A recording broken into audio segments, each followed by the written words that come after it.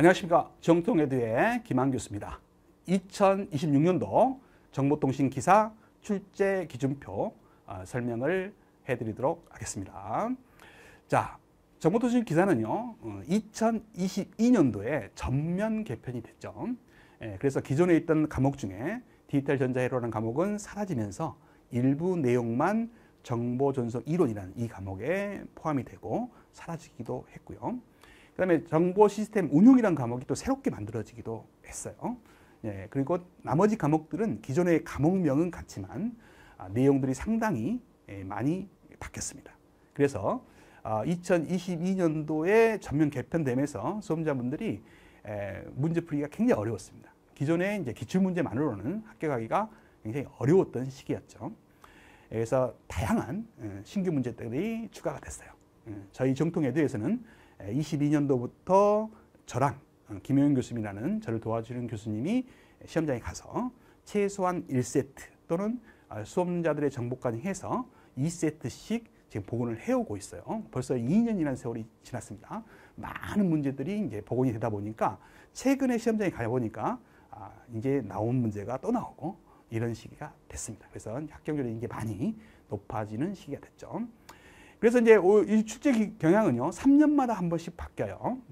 그래서 22년에 이제 나왔던 출제 경향은 24년까지죠. 22, 23, 24년까지.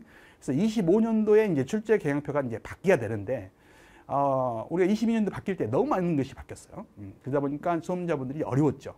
근데 또 25년도에 또 바뀌면 또 어려워질까 봐 1년간 유예를 했습니다. 그래서 25년 출제 경향표는 기존에 22년에 바뀐 걸 그대로 썼습니다.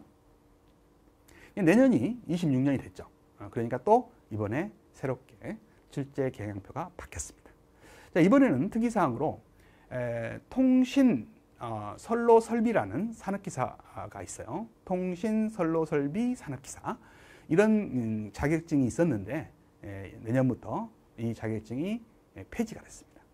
그러면서 기존에 있던 내용을 정보통신 쪽으로 좀 흡수를 시키자 해서 각 과목별로 일부 파트들이 통신선로 설비의 파트 일부가 들어왔습니다. 이 정보전송 일반에도 한 파트가 들어왔어요. 조금 이따 설명을 드리겠습니다만 한 파트가 새롭게 추가가 됐습니다. 그래서 저는 이미 통신선로 설비 산업기사에 나왔던 그동안 기출문제와 내용들을 이미 만들어서 문제 분석을 다 해놨습니다. 그래서 교재를 구입하셔서 그걸 공부해 주시면 무난히 여러분들은 합격하실 것이다. 이렇게 말씀드리고 싶습니다. 자, 그러면 이번에는 이제 출제 기준표를 설명을 드릴 텐데 기존 방식과 달리 한 과목씩 설명을 해드리도록 하겠습니다. 좀 자세하게 설명을 할까 해요. 자, 여러분들 보시는 화면에 왼쪽 화면이 2025년도 출제 경향표입니다. 2026년 출제 경향표가 오른쪽 화면이에요. 여러분들 보시는 오른쪽 화면입니다. 근데 보시면 알겠지만 이게 간단하게 표현했던 것들을 세세하게 표현할 것 뿐이에요. 내용이 바뀐 거는 아까 말씀드린 일부 한 파트 내용만 전면 바뀌고 다른 부분들은 일부 한두 개 추가가 되고 삭제가 됐습니다. 그럼 어떤 것들이 추가가 되고 삭제가 됐는지를 제가 이제 설명을 드릴 텐데 두 화면을 띄우다 보니까 글씨가 너무 작죠. 그래서 여기 있는 내용은 제 머릿속에 있으니까 이 내용을 보면서 제가 어떤 게 추가가 되고 삭제가 되는지 설명을 해드리도록 하겠습니다. 자, 화면을 좀 확대를 하겠어요.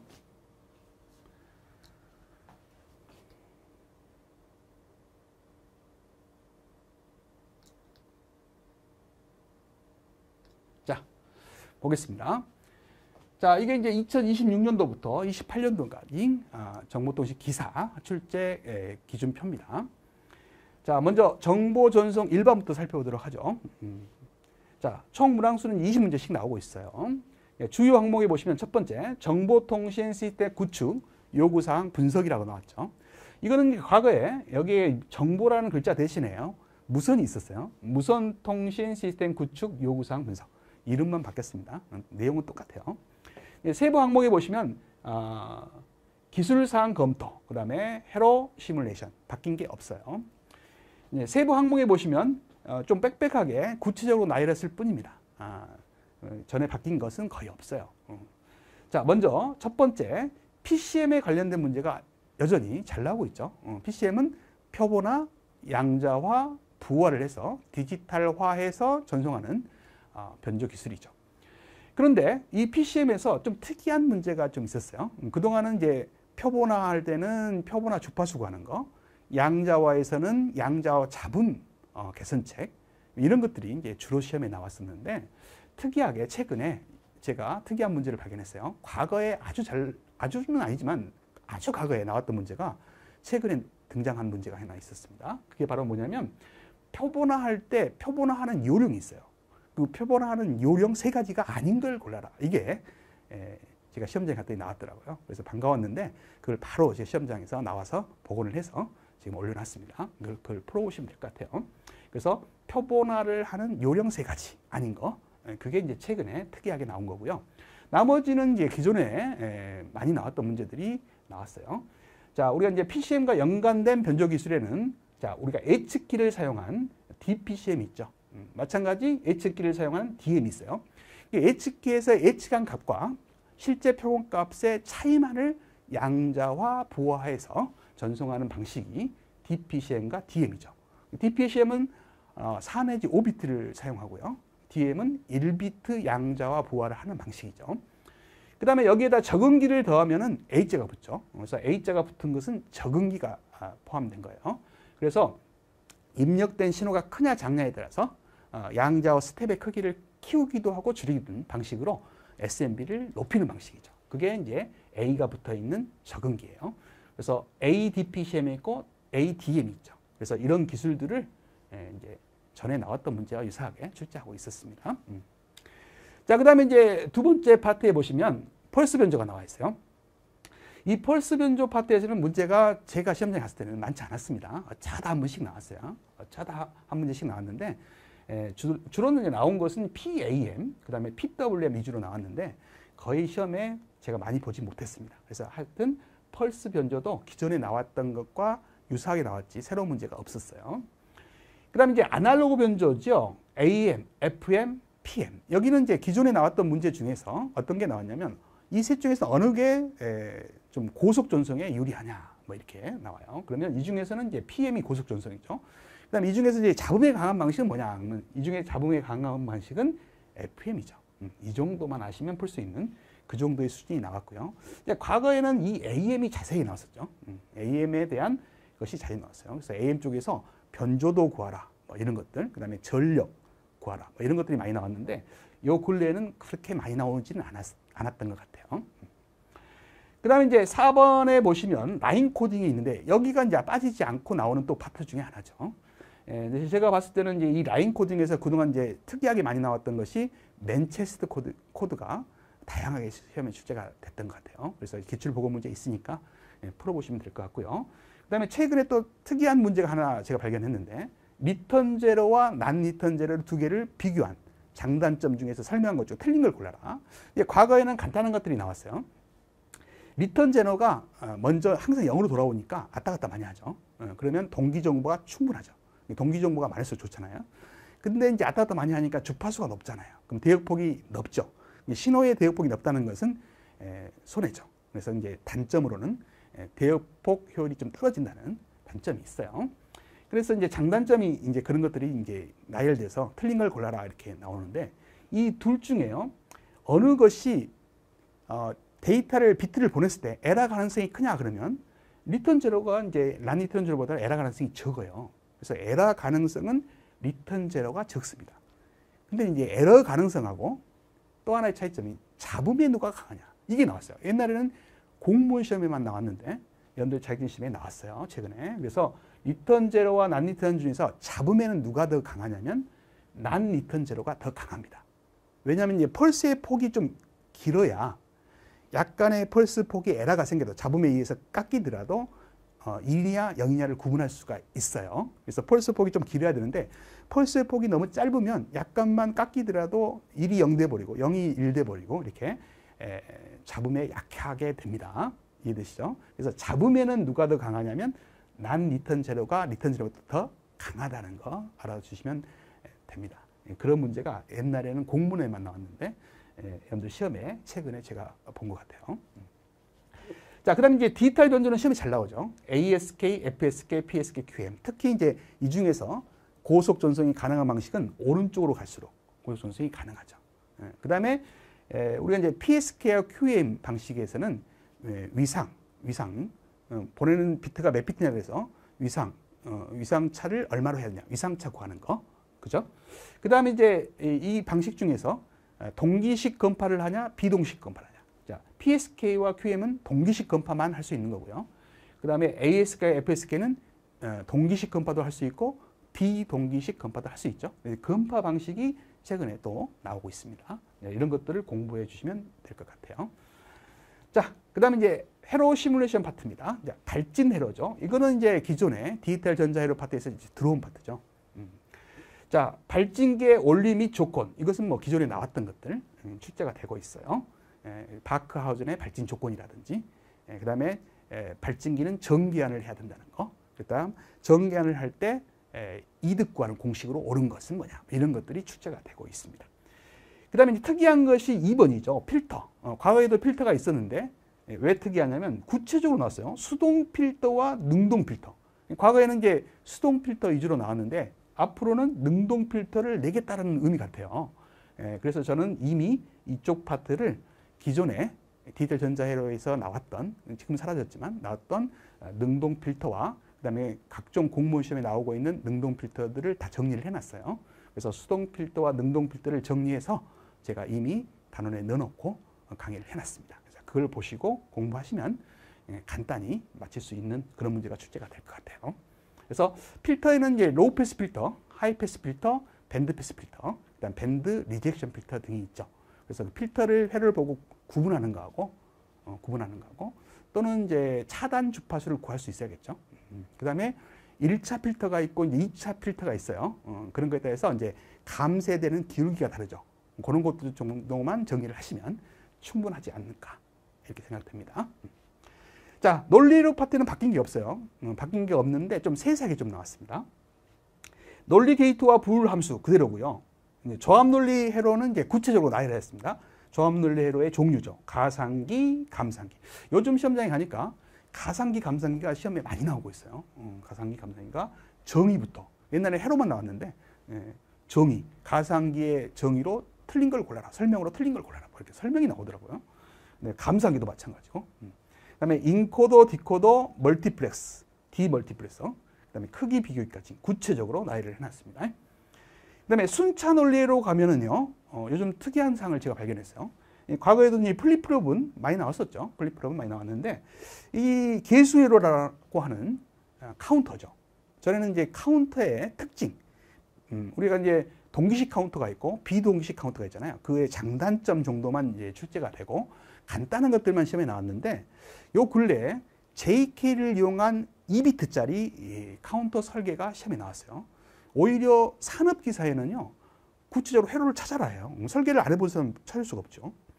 그 회로를 외우든지 어려운 문제로 나왔어요.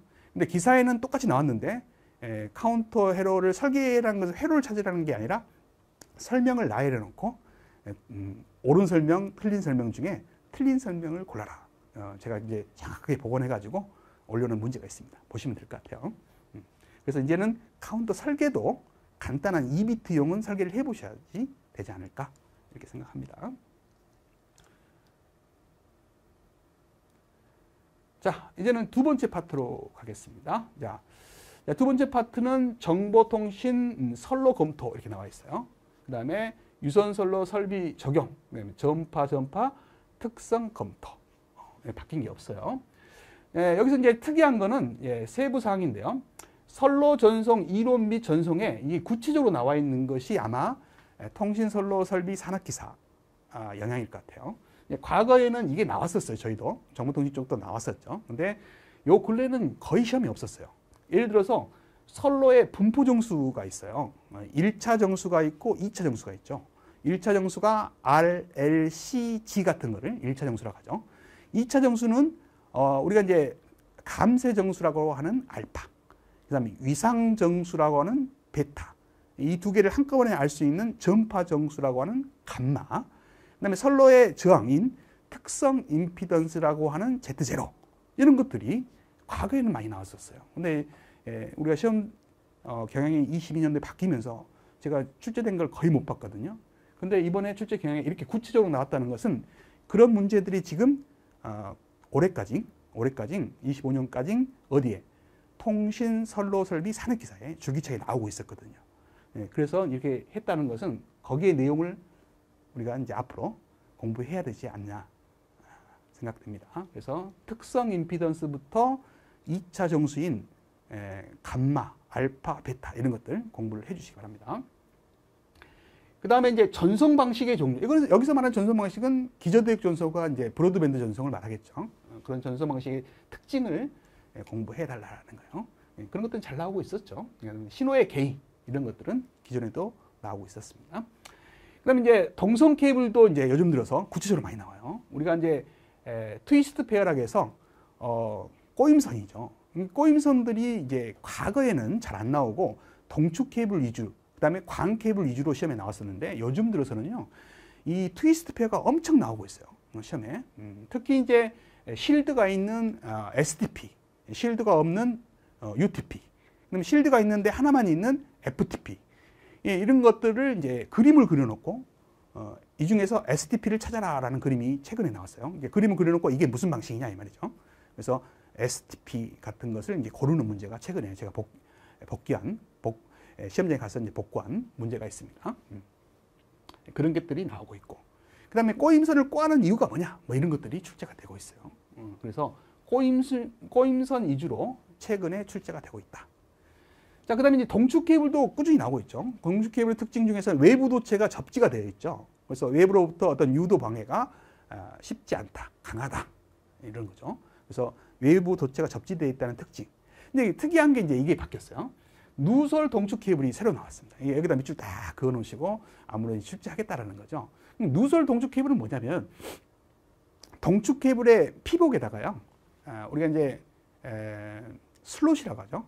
여러분들은 이제 안테나 과목에서 공부하시는 건데 슬롯 안테나라는 게 있어요. 그래서 그 안테나를 이제 만드는 거죠. 외부 도체에다가 슬롯을 설치해 가지고 동축 케이블 자체가 안테나 기능을 하도록 만드는 거예요. 그래서 이런 것들은 이제 안테나를 세우기 곤란한 지하라든지 안테나를 세우기 곤란한 여러 곳에 사용하려고 만든 거죠. 그래서 이 선로가, 동축 선로가 안테나의 역할을 하는 거예요. 그것을 누설 동축 케이블이다 이렇게 부릅니다. 이게 이제 추가가 됐습니다. 그래서 여기다가 이제 밑줄을 그어 놓으시고 여기가 추가가 된 거예요. 그 다음에 광 케이블은 뭐 그동안 잘 나왔었죠. 근데 좀 요즘 들어서는 광 케이블이 이제 빈도가 트위스트 페더가 많이 나오다 보니까 많이 줄었어요. 옛날에는 거의 광 케이블에서 주로 나왔었죠. 많이 줄었습니다. 그래서 여기에 이제 SC, MC라고 나와 있는 건 싱글 모드냐, 다중 모드냐. 그렇죠. 그런 모드들도 공부를 해달라 이런 말이에요. 그 다음에 전파 특성 검토 파트예요. 자, 여기에서는 이제 무선 파트의 내용이 들어온 파트였죠. 바뀐 건 없어요. 전자기파 기본 성질 중에서 우리가 매질이 같으면 전파는 직진하죠. 그걸 직진성이라고 그래요. 근데 매질이 다른 곳을 전파 갈 때는 꺾입니다. 그걸 굴절이라고 그래요. 근데 이제 매질이 엄청 강해서 뚫지 못하면 반사를 하겠죠. 그 다음에 이제 그 매질을 뚫고 가는 것을 투과한다고 그러죠. 이런 것들 성질. 특히 이제 회절성 같은 거는 장애물이 있을 때 그 휘감고 도는 성질을 뭐라 하냐? 회절성이라고 하죠. 그죠? 그래서 이런 성질들을 물어보는 문제가 나오고요. 그 다음에 주파수와 파장 관계를 가지고 계산하는 문제들은 옛날부터 많이 나왔어요. 그래서 여기서는 이제 주파수 때를 외우셔야 돼요. 장파, 중파, 단파, 초단파, 극초단파, 뭐 센티미터파, 밀리미터파, 그죠? 그런 파들을 주파수 분류를 하실 수 있어야 돼요. 그런 것들이 시험에 나오고 있습니다. 그래서 주파수를 알면 람다는 F분의 C라는 걸로 파장을 구할 수 있어야 되죠. 근데 여기서 이제 최근에 특이한 문제가 있었어요. 굴절류를 주고 빛의 속도를 구해라. 그랬습니다. 이게 굴절류를 안 주고 자유공간에서는 광속도 C하고 같잖아요. 빛의 속도 3 곱하기 10의 8성 메타 퍼 세크죠. 근데 이제 굴절률이 있을 때는 그 굴절률을 나눠줘야 됩니다. 그래야만 빛의 속도가 돼요. 그래서 N이 이제 굴절률이면 N분의 C가 되는 거죠. N분의 C. 그래서 그걸로 푸는 문제가 최근에 제가 복귀한 문제가 있어요. 근데 이제 그것을 좀 더 응용해서 광솔로에서 빛을 쬐가지고 갔다 온 시간을 줘요. 갔다 온 시간. 그러면 간시간은 2분의 1로 나누면 되죠. 그래서 그 다음에 굴절률도 주고 그래가지고 그 선로의 길이를 구해라. 이게 이제 응용된 문제예요. 그러면 이제 길이는 L은 시간 곱하기 속도를 하면 거리가 나오잖아요. 그래서 시간은 갔다 온 시간이니까 2분의 1로 나눠야겠죠. 그래서 2분의 1 C 곱하기 속도를 구한 거. 속도는 어떻게 구한다고요? 굴절률이 주어질 때 빛의 속도는 C를 N으로 나눈다고요. 굴절률로. 그러면 구할 수 있어요. 그래서 푸는 문제가 응용 문제로 나오고 있습니다. 자, 이렇게 해서 이제 기존에 나왔던 파트고요. 좀 응용해서 이제 나온 문제들이 몇 개를 제가 복원한 문제를 소개해 드렸어요. 그 중에서 이 3파트, 통신선로 시설 및 측정 파트. 여기가 바로 우리가 이제 통신선로 설비 산업기사에 나왔던 부분 중에 일부가 들어온 거예요. 여기는 다 신규죠. 근데 여기 있는 것들도 여러분들이 이제 다 풀 수 있도록 제가 내용부터 통신선로 설비에 나왔던 기출문제를 다 분석해서 집어넣어놨어요. 그래서 교재를 구입하셔가지고 풀어보시면 뭐 문제가 없을 것 같습니다. 자, 일단 건축물 구내통신 선로 시설이죠. 여기서는 이 용어 같은 게 나오겠죠. 집중 구내 설비가 뭐냐. 그다음에 뭐 분계점이 뭐냐. 뭐 이런 것들 여러 가지 이제 용어들이 나오는 거예요. 그 다음에 이제 지중 가공 선로 시설에는 뭐가 나오냐면 이 지중이 뭐냐면 땅 밑이죠. 땅 밑으로 선로를 설치할 때를 이제 지중이라고 하고요. 가공은 철탑 같은 걸 세워가지고 위로 선로를 설치하는 것을 이제 가공 선로 시설이라고 그래요. 물론 이제 이거 말고는 관로식도 있어요. 관을 통해서 선로를 설치하는 관로식도 있는데 이 두 가지가 이제 소개가 되고 있죠. 이 중에서 제가 봤을 때는 지중 선로 시설에서 땅 밑으로 얼마 정도 이제 선로를 깊게 묻어야 되냐 이 말이죠. 선로가 지나가야 되냐. 자, 위에서 누르는 하중이 있는 경우는 1.2m입니다. 그 이상 밑으로 내려가야 되고요. 그 다음에 이제 하중이 없는 곳에는 그 절반인 0.6m예요. 이런 미터들을 좀 외워주시면 될 것 같아요. 자, 그 다음에 통신 기본 측정에서는 우리가 네트워크입니다. 여기는 네트워크의 성능을 평가하는 세 가지 파라미터가 있어요. 일단 이제 네트워크가 성능이 좋으려면 속도가 빨라야죠. 그걸 속도라고도 하고 처리율이라고도 합니다. 처리율이라고 쓰셔도 되고 속도라고 쓰셔도 되죠. 2차 시험에도 간혹 나오고 있는 문제예요. 그래서 통신 속도라는 것은 이제 업로드 속도, 그다음에 다운로드 수준, 상향 하향 속도가 포함되는 거죠. 업로드, 다운로드 속도죠. 인터넷 속도를 생각하시면 됩니다. 그 다음에 이제 두 번째가 패킷 손실률이 있어요. 패킷을 전송했을 때 손실률 이런 것들이 적어야 되겠죠. 적어야 됩니다. 그 다음에 또 하나가 이제 지연 시간이요. 어느 지점에서 어느 지점 갈 때 걸리는 시간을 이제 지연 시간이라고 하죠. 이런 건 세 가지가 네트워크 선이 좋냐 나쁘냐를 평가하는 파라미터 세 가지입니다. 이게 이제 2차 시험 필답형에도 간혹 나오고 있어요. 그래서 아까 말씀드렸던 처리율, 다른 말로 속도라고 합니다. 그 다음에 패킷 손실률, 그 다음에 어느 구간에서 구간에 갔을 때 이제 지연 시간이 얼마냐, 지연 시간 세 가지 종류 알아두시면 될 것 같아요. 그 다음에 이제 선로 전송 레벨 측정에서는 이제 그동안 많이 공부하셨던 dB라든지 네퍼 이런 단위들 공부하시면 되겠고, 특히 이제 dB들을 이용해서 계산하는 접속 손실 측정, 총 손실 측정, 광 출력 측정, 광통신망 품질 측정 이런 파트에서 이제 dB 계산하는 거 하실 수 있어야 돼요. 자, 특히 광 손실 측정에서 OTDR이라는 장비를 아시죠? 그 OTDR로 측정할 수 있는 종류가 뭐냐, 또 없는 건 뭐냐, 이런 것들이 출제가 되고 있고요. 자, OTDR에서 광 손실을 측정하는 대표적인 방법이 뭐냐? 후방 산란법이죠. 이런 것들을 고르는 문제가 출제가 되고 있어요. 그래서 이제 그런 것들이 이제 앞으로도 여기 파트에서 나올 것이다라는 겁니다. 그래서 여러분들이 이제 교재 구입하셔가지고 뒤에 있는 문제를 충분히 풀어보시면 어떤 것이 나와도 다 풀 수 있을 겁니다. 걱정을 안 하셔도 될 것 같고요. 자, 그다음 네 번째 파트예요. 자, 네트워크 품질 시험이죠. 자, 시험 방법과 계획, 그다음에 단위 시험, 그다음에 종합 시험 파트예요. 자, 여기는 이제 시간 영역과 주파수 영역 관계라고 했는데 우리가 어떤 움직이는 팔을 해석할 때는 주파수 도메인으로 바꿔서 해석을 합니다. 그래서 주파수 도메인으로 바꾸는 방법은 주기함수는 퓨리의 급수를 이용하고요. 그 다음에 비주기함수는 퓨리의 변환을 이용해서 주파수 도메인으로 바꿔서 신호를 해석하게 되죠. 그래서 해석이 다 끝나면 역변환이 가능하기 때문에 원래의 바로 바꿀 수 있는 거예요. 그게 바로 이제 주파수 영역의 해석 방법인데, 그동안은 이제 간단한 그 퓨리의 변환이라든지 퓨리의 급수의 성질 정도로 시험에 나오고요. 구체적인 퓨리의 급수라든지 퓨리의 변환을 하는 문제도 일부 나온 적은 있어요. 한두 문제가 있었습니다. 우리가 이제 보건 문제 있으니까 풀어보시면 되는데, 많은 문제가 출제가 되진 않았어요. 정의 위주로 나오고 변환은 몇 문제 안 나왔다. 근데 향후에는 많이 나올 것 같아요. 왜냐하면 구체로 나왔잖아요. 여기에 뭐라고 써요? 퓨리의 변환, 퓨리의 급수 구체적으로 나왔기 때문에 이제 퓨리의 변환하는 것도 이제 공부하셔야 되고요.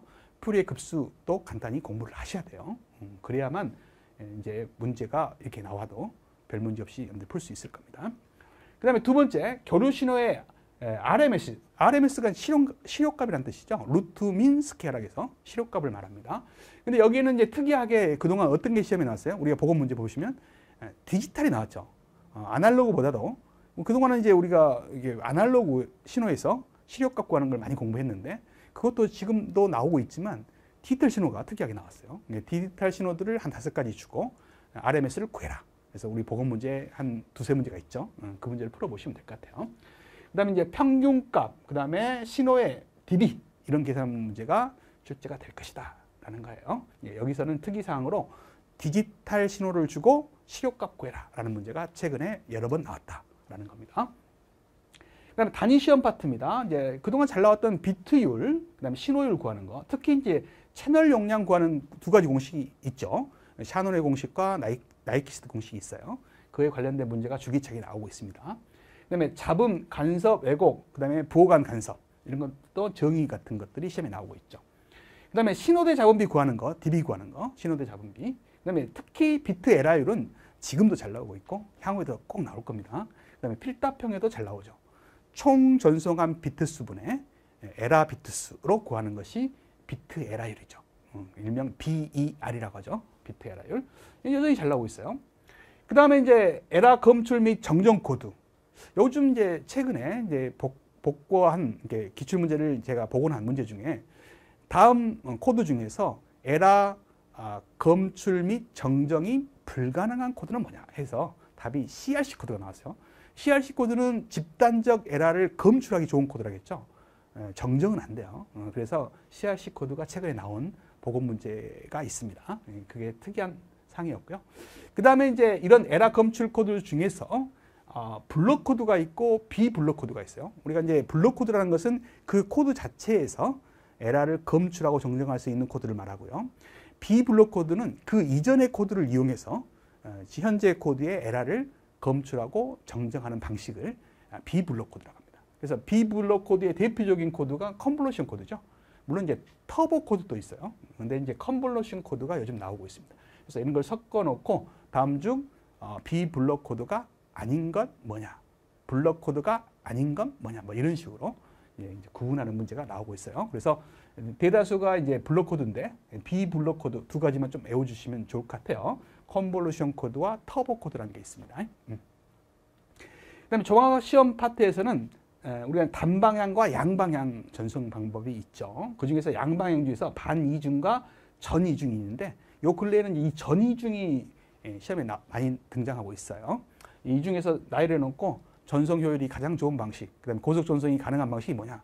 그래서 전이중 방식 뭐 이렇게 그런 문제가 최근에 나온 것 같습니다. 그다음에 직렬 전송과 병렬 전송. 우리가 이제 원거리 전송에는 직렬을 쓰죠. 비용이 많이 드니기 때문에 이제 가까운 곳에서는 이제 병렬 전송을 쓰죠. 선을 여러 개 설치해서 빠른 전송이 필요하기 때문에 가까운 거리에서는 병렬 전송, 먼 거리에서는 비용이 비싸서 우리가 직렬 전송을 쓰더라. 이런 거. 그래서 이 특징을 비교하는 것들이 과거에는 아주 잘 나왔는데 요 근래는 많이 보지 못했어요. 동기식과 비동기식이죠. 그 다음에 이걸 절충한 방식이 혼합식이에요. 특히 요즘 들어서 이제 혼합식이 제가 시험장 갔을 때 많이 발견을 했습니다. 그래서 아직까지도 동기식, 비동기식, 혼합식의 특징을 구분하는 시험은 잘 나오고 있다. 이렇게 아시면 될 것 같아요. 자, 이제는 마지막 파트입니다. 정보통신 시스템 장비 발주. 자, 장비 규격 검토가 있고 전파 환경 측정 분석 파트가 있습니다. 자, 이 중에서 이제 다중화 기술, 뭐 그전에 많이 나왔던 FDM, TDM, CDM, SDM, WDM, OFDM 이런 것들이죠. 특히 이제 OFDM 잘 나오죠.